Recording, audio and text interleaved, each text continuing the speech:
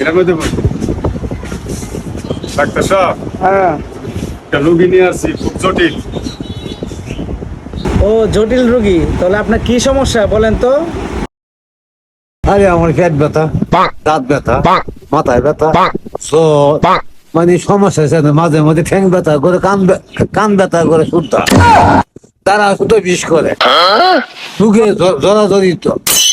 ও সমস্যা তো আপনার লাইজের, তো আপনার অনেক ওষুধ লাগবে। তাহলে আপনার কত বছর যাব, কতদিন যাব সমস্যা? 1 বছর ধরে লুকে আক্রান্ত ভুগতাছি, একটা বছর যাবত। আচ্ছা ওষুধ দিতেছি আমি। আচ্ছা তো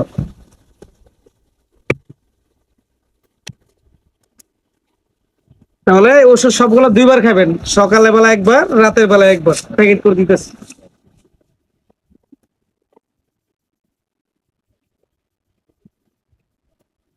ডাক্তার সাহেব আপনি বিল কত হয়েছে, টাকা কত হয়েছে?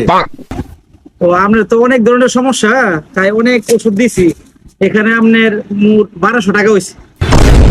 আরে 1200 টাকা আমি বাইটের মধ্যে 30 টাকা আনছি, অত টাকা কেমনি বিল হবো?